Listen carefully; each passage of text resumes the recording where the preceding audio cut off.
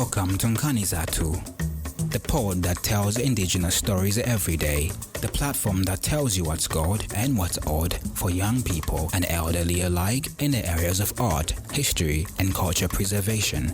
And now your host, Rina Kasongo. Hello and welcome to the Nkanizatu podcast.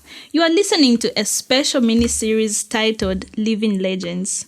This is meant to highlight the experiences of freedom fighters and senior citizens that witnessed the liberation struggle of our beautiful country, Zambia.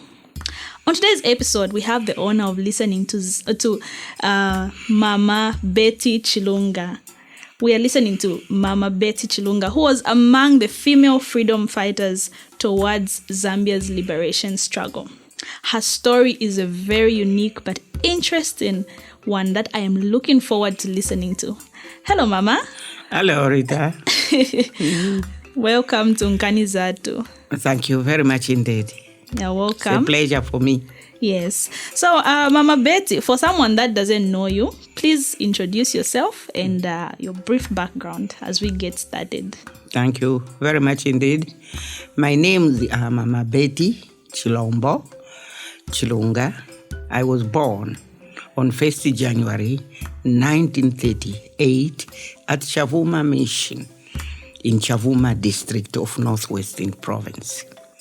I did my primary school at Chavuma Mission. Later on, I went to Baluvale, then now Zambezi Government School, where I did my standard 3 and standard 4. And that time, we were told to say you can apply to any school and go to that school.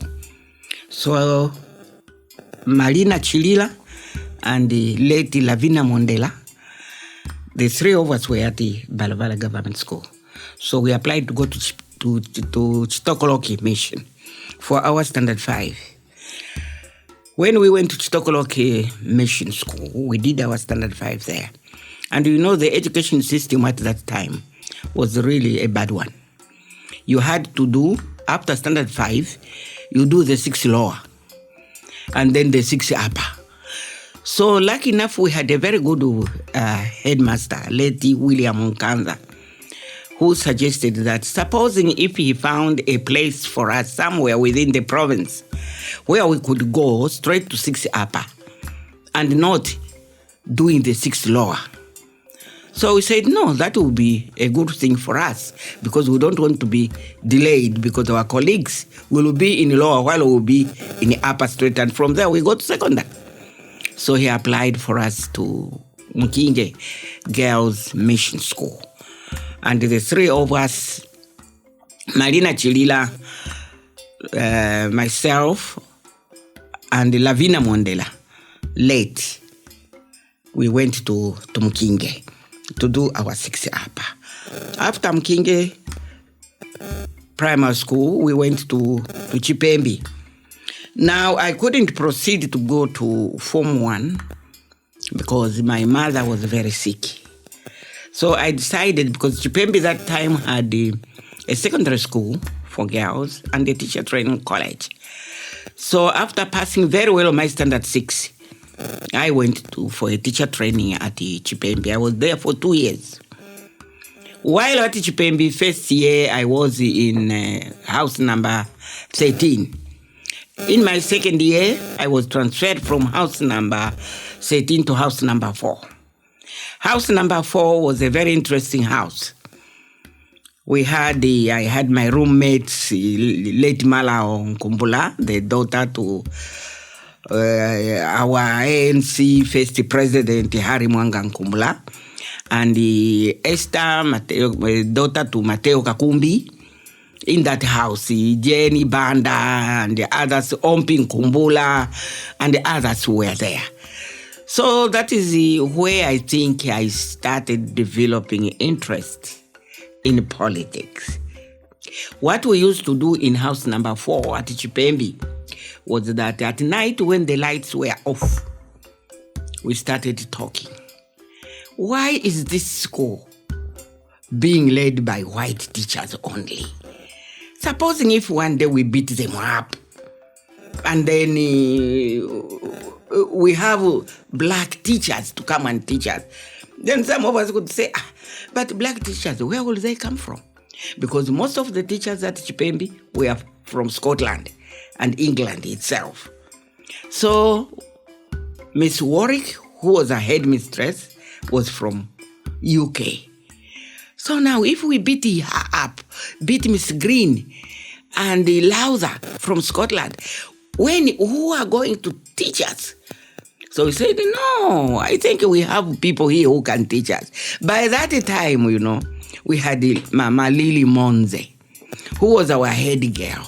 Lily Monze came to Chipembi to do her secondary education after her teacher training college. So she's already a teacher. So she can head up this school and then we'll be okay. So we could laugh and enjoy. That's where I started developing politics. After my training, and Lavina, two of us went for training. Marina Chilila went for her secondary. After 2 years, then I was posted at Chavuma Mission, where I started my school. And I was there for 1 year. I taught as a teacher. My class I was teaching was Standard 3 and Standard 4, together with Mr. Logan, a missionary's daughter of Mr. and Mrs. Logan of Chavuma, the first missionaries in Chavuma. So after that, then I got proposed to my late husband, Harrison Chilunga, and he was a clinical officer working at the Bal Valley Hospital. That time it was Queen Elizabeth Hospital in those days. And I transferred to Zambezi after our wedding. We settled there, and I applied to teach at the Bal Valley Government School as a teacher. I was given Subway, Standard 1, and those are the classes I used to teach. While there, we had met late Maxwell Okankinda, who was working in the UNIP office, late Jacob Kapalo, late Petty Salwenyeka. They were all based at the Chilenga UNIP office.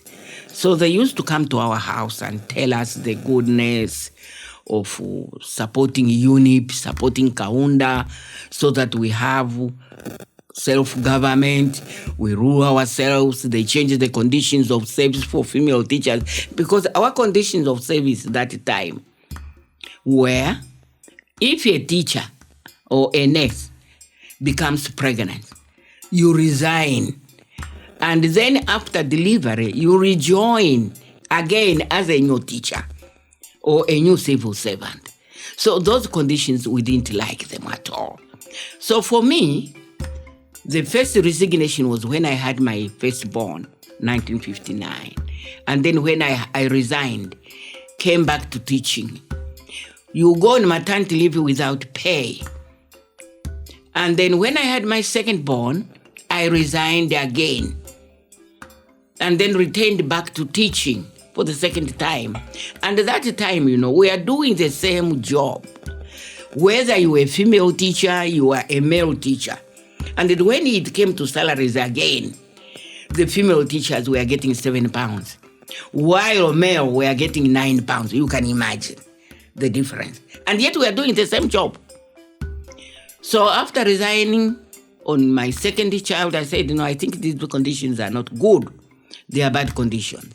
And I never went back to Ministry of Education. I decided now, what can I do? Supposing I formed a women club and work as a club leader under the Ministry of Community Development. And during that time now, the team at Chilenga, UNIP officials, late Maxwell Okankinda, the Pet Salwenyeka, the Jacob Kapalozi, Robert Masoka, and so on. And my late friend, Nelly Nkanza from Chitokoloki, we are coming. So they were meeting at my house and then telling me and my husband the goodness of joining UNIP and working with UNIP people so that we get our own government from the whites. And that time, most of the population of Zambian people was less than the Europeans. It was dominance by white people. So we didn't like that. Not that we didn't like the color. No, it's because of the conditions of service. That time a woman cannot apply for a loan unless you have to get a consent from your husband. And that time a woman cannot even own land. You can't. The conditions were terrible. So many things, women, you cannot even work on the mine. Even a simple job on the mine cannot be allowed to be given to women. So we thought that, I think this system is a bad system. And that's what UNEP was fighting. So I decided to form up 2 women clubs. Kapwepwe Women's Club and Kaunda Women's Club. Since I was a teacher, then I started teaching literacy classes at the Balvale Welfare Association then. And to those classes I had, they are the same women I enrolled for the 2 women clubs, and they are the same women I was teaching. So I was teaching them how to read, I was teaching them how to write, how to cook, how to bake, cleaning of the home, how to look after your family, and so on. All the home economics lessons, that time it was homecraft lessons, I was doing them with that group. And in my group, I had a very interesting group. The late Chitonena, Mrs. Chitonena, late Phoebe Chibanda, and there are many, late Nyandavichi, Kanoka, and many others. So those 2 women clubs, I really made sure that I recruited them to become members of UNEP. And we worked hand in hand with the woman regional secretary who was there and the regional secretaries. And then I availed also my house to the politicians that time, the members of UNEP. We had late Chikombe, who was the regional secretary in charge of Balo Valley, Chavuma, and the Kabompo districts. So he used to come to our house together with his local leaders there from Solwezi. He was based in Solwezi. And there at my house, they will come at 19 hours. They will be there the whole evening, sometimes leaving my house at about 22, 23, 24 hours. Having backdoor meetings, dark corner meetings at my house, making their strategies, how they can organize the UNEP, who to contact and so on. And that called for my attention to provide food for them. So I played the role of hospitality, cooking food for them. I also acted as a security guard, When they were having these meetings in my house, my husband was busy with them, writing minutes and so on for their meetings. And our house was along the road. So I was a security guard with my child at the back, standing in front of our door, which was opposite the road. And now when there was a person passing, I would give you a sign of 1 knock. That's what they told me. Then they know that there is a danger, someone is passing. Then they switch off the candle. And when it was cleared, I'll give them a sign, 2 knocks. Then they know. They knew that, nobody is there now. I think they could put on their candle and they'll continue with their meeting. I played that role very, very, very efficiently and effectively for that matter. After the meetings in the day, I could prepare the meal, carpenter, fish, dried fish. We had a neighbor, Mr. Sam's neighbor from Western Province, who was a road foreman. We recruited him as a member of UNEP. And I used to give the food.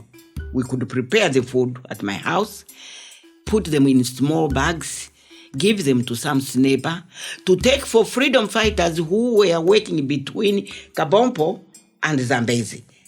And then Zambezi, and Chavuma. Whenever he was found, we found he was a very useful man. People could ask, Mr. Sniper, what are you carrying? Oh, this is my meal. This is my food, to cook my food on the road as I'm grading the road. And he was grading the road from Zambezi to Kabompo to Zambezi to Chavuma to Zambezi. So we used to give food to Mr. Sam Sniper, who could carry it to the freedom fighters as their food on the way. That is mainly the role I used to play. Now, UNIP had its own strategies when it was organizing UNIP. They had the strategies that were made at the Rock of Authority in Kabwe. And that was the plan for Cha-Cha-Cha. During that period, I also played a vital role together with my women at the welfare hall.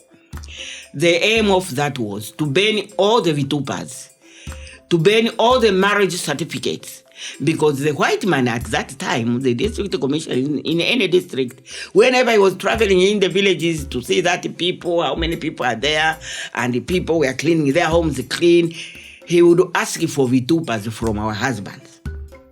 A man without chitupa was a case.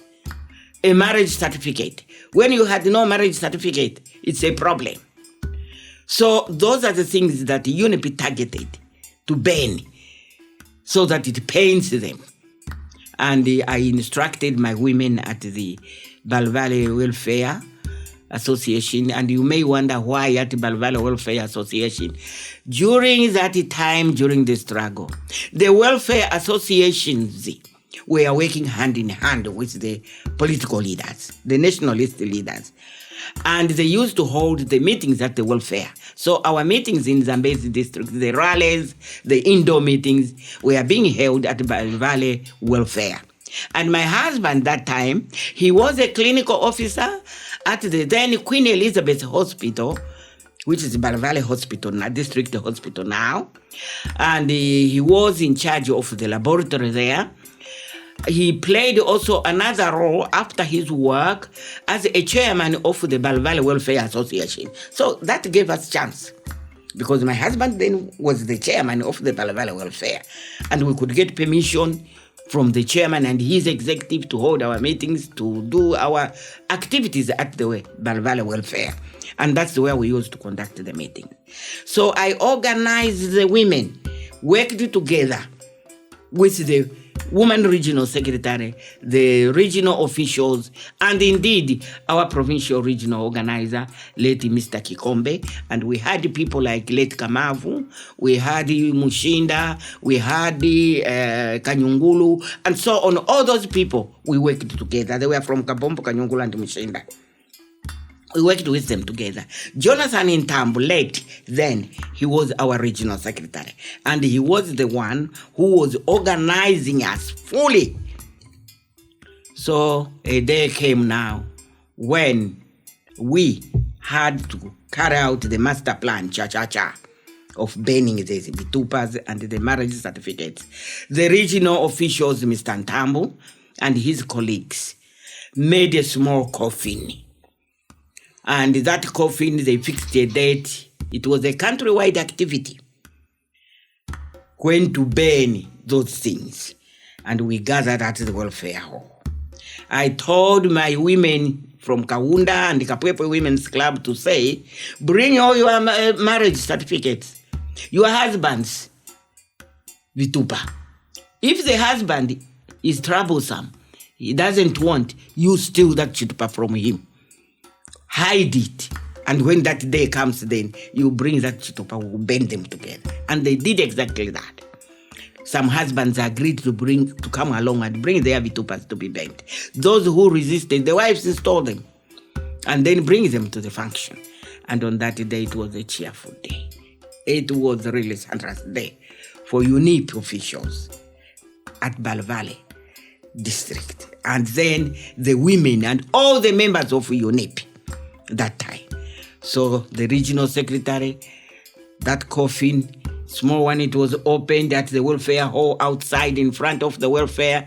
We had to put all the vitupas, all the marriage certificates there, lit fire on it with paraffin, and it got bent. Flames people clapped and rejoiced and sang to say, Lelo Welensky, Talia Woko, meaning Talia Woko in the valley, we have hit Welensky and he has fallen down. So we have bent the Northern Rhodesia government and we have bent Welensky. We have beaten Welensky. We have dropped Welensky. People really rejoiced on that day.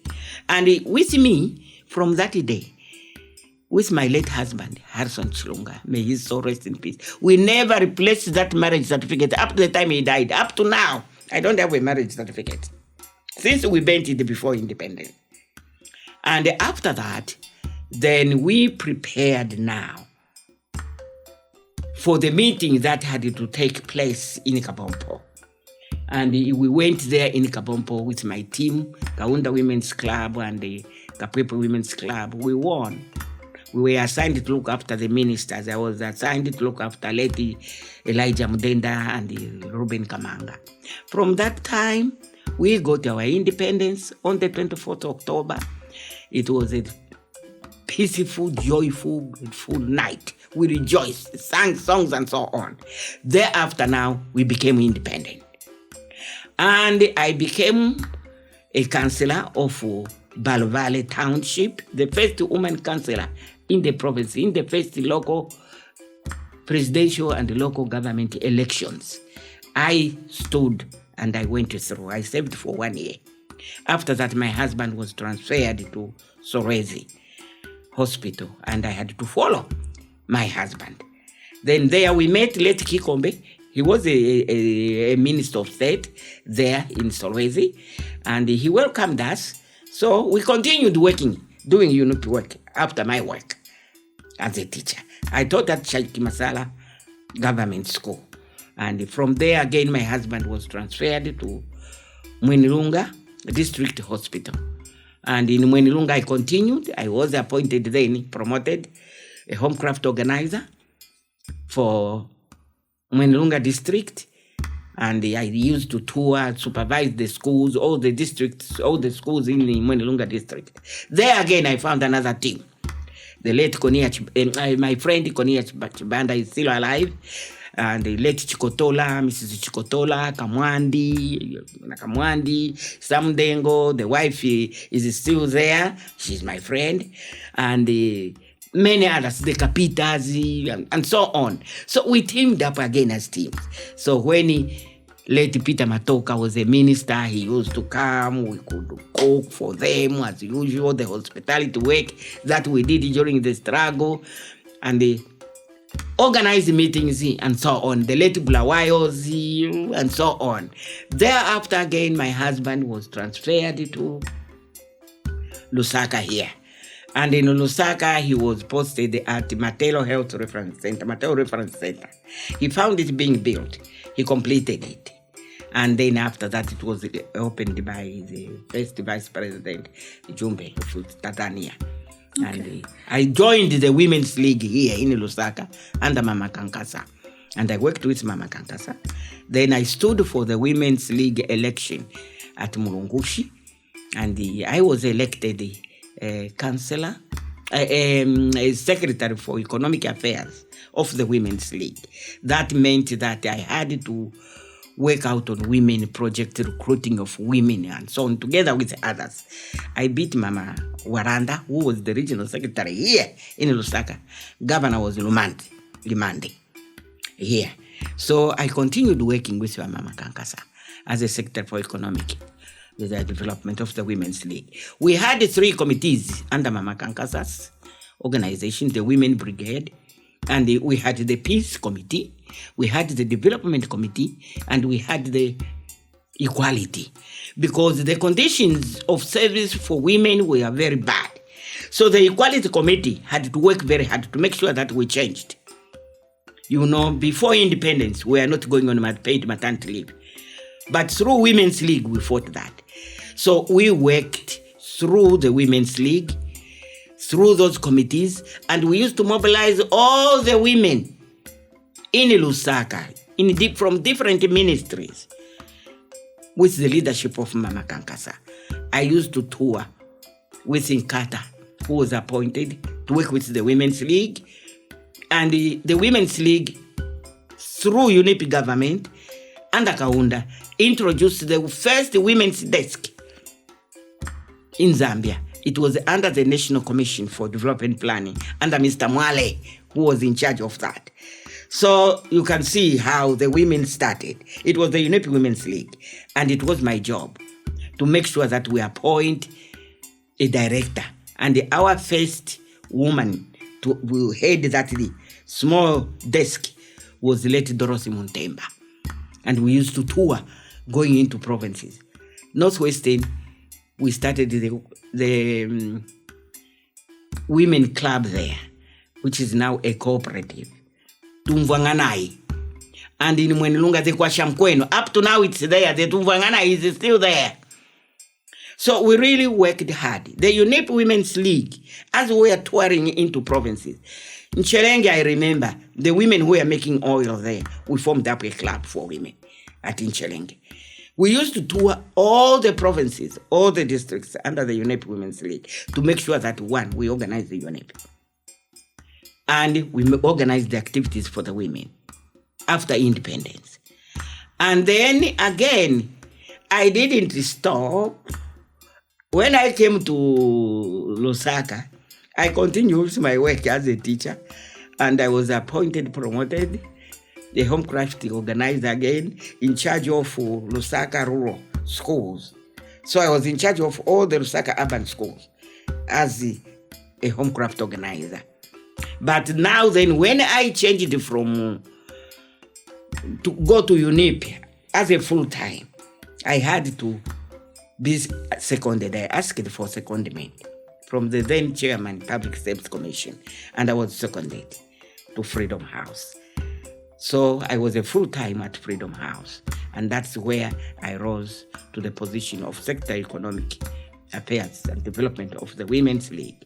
Thereafter now, I was asked, when we went to Rock of Authority for the UNIP Congress, to contest as a member of Central Committee. And I contested as a member of Central Committee. And I went through at Mulongoshi Rock of Authority. Then thereafter, late President Dr. Kenneth David Kaunda appointed me as a member of Central Committee in charge of Eastern Province. I was elected, I was not nominated. I was elected at the Rock of Authority. Then Kaunda sent me to Eastern Province as a member of Central Committee. I was there for 4 years. My duties there involved policy formulation, implementing the government program, supervising the ministries, all the ministries that were in the province. And then I used to tour every district in Eastern Province. I'm glad to say that I was well received by both the Paramount Chief Gawaundi and Nkosi Yamakosi and many other chiefs in the Eastern Province. I was almost like their baby. They looked after me so well, and I worked with them so well. My minister at that time was Mr. Hampunda. So I had a committee. That committee had to find ways and means how we are going to involve the youth. We had the carpentry activities, we had the cookery activities for girls, we used to do all those things under my department. And that called for my traveling again. I used to travel throughout the whole country, supervising on the youth. I used to address the secondary school students, primary schools, even the University of Zambia. It was my time when we introduced the Students' Union at the University of Zambia. I used to send Andamela Njekwa, the former UNIP Vice President, Shampande, and others who were with Jovu and so on, who were under my committee. And that time, my PS for my committee was Let Singini. Later on, Mr. Sandwe is still alive, who used to work with me. We worked so tirelessly. And then Mama Kankasa is the one who took over from me in Eastern Province when Kaunda transferred me back to Lusaka, and she went to take over from me. So in 1991, that's when I retired completely after we were defeated as a UNIP. I left active politics. Now I am at home. And I lost in the process my beloved husband, Harrison Chilunga, who answered to the call of the Lord. And whom am I to ask why? Because even when God gave me, I never asked, but he gave him to me through his grace. So I thanked God, my God, for being with him. I have children, I have grandchildren, I have great-grandchildren. Now, during my spare time now, I am a member of the United Church of Zambia. I am a lay preacher. I enjoy preaching the word of God. And I did the other things. I had to do my Form 2 after I had left school. I had to do my GCE with the University of London after I have left school. And I had to attend the NIPA courses in administration. I had to do the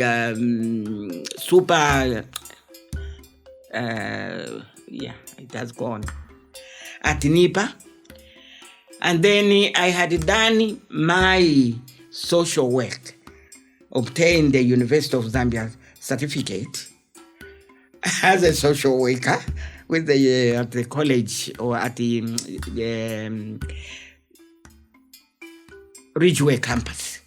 That's where I did my social work as a social worker with the University of Zambia. And I really got the, distinction. At 60 years, that's when I did it.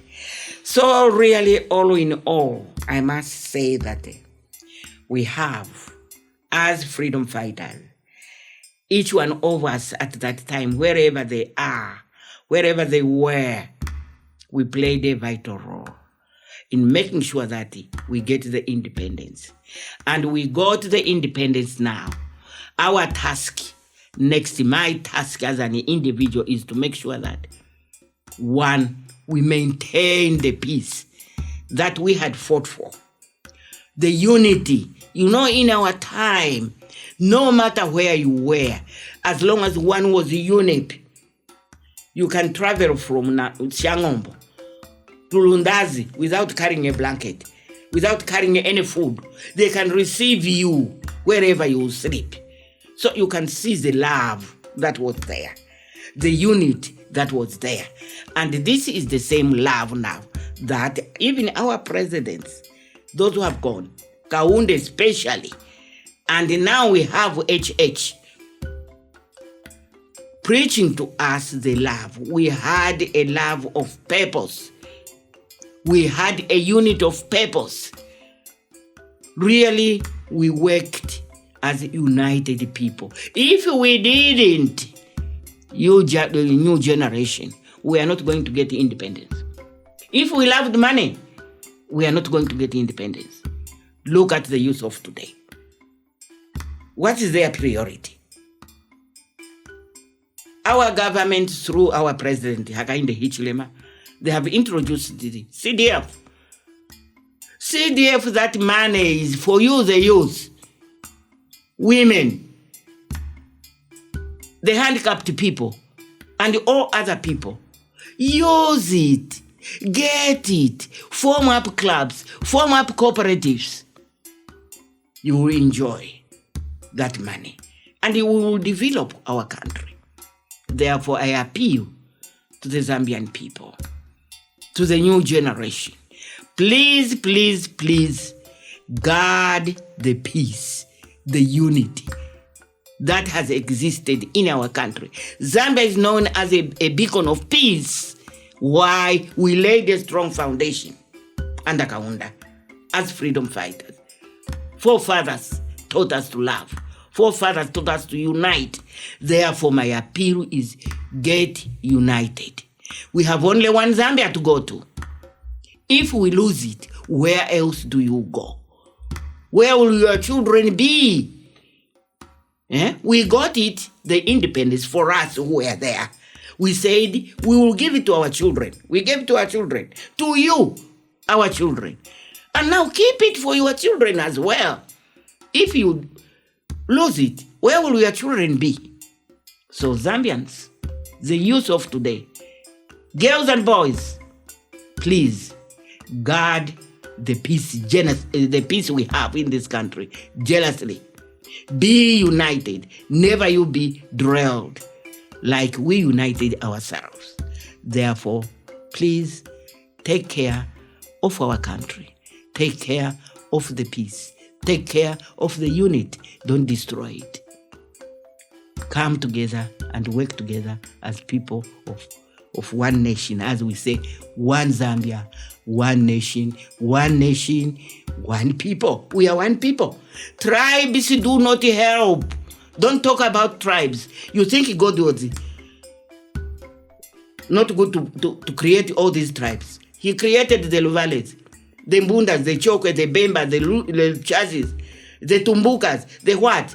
And when we talk in those languages, the Tongas, God himself smiles. He nods his head. That was his creation. Who are you to separate the people of God? To say, no, you are a Chokwe. No, you are a Mbunda. No, you are a Tonga. No, you are a Bemba. Please, in Kaunda's time, a leader who pronounced tribalism was sacked immediately. That late.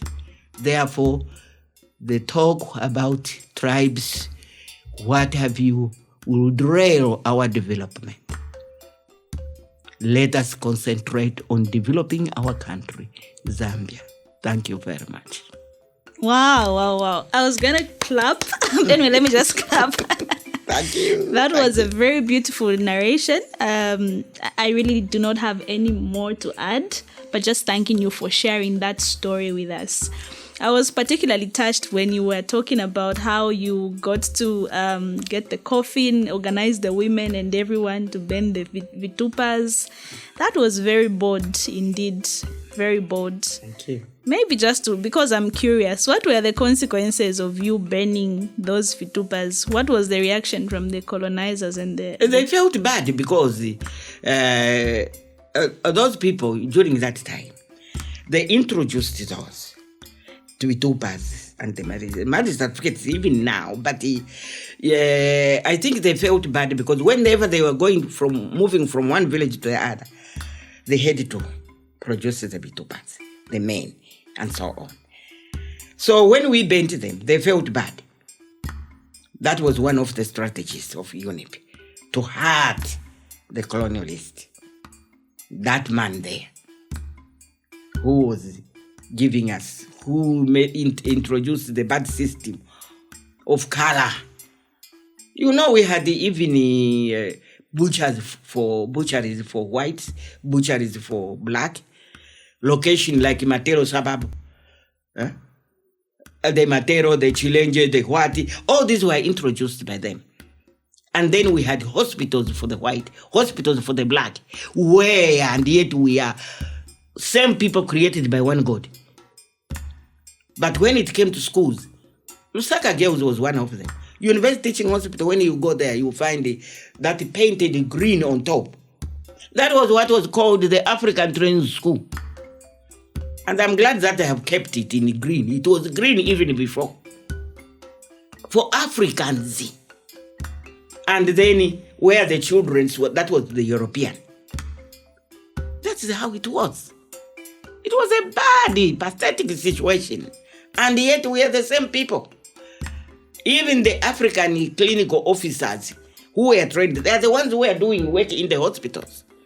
The doctors just came to check. That's all.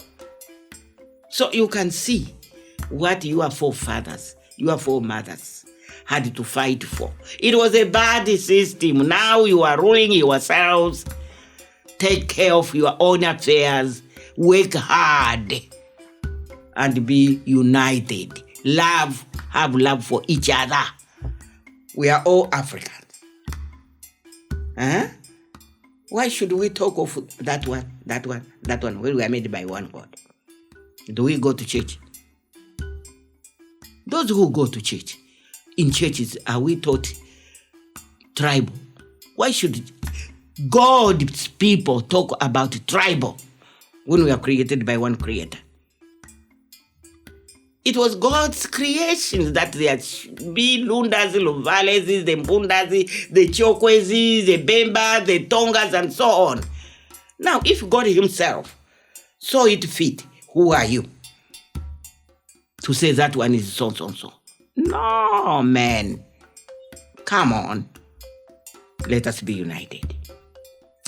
And on that note, we say thank you so much for ensuring that we could have a better future. You saw the future and you worked towards ensuring that we, the future generation, could enjoy what we call peace right now. Total freedom, living in our own Zambia. Yes. Amen. Thank you so much for... Thank you very much. It has been a pleasure for me.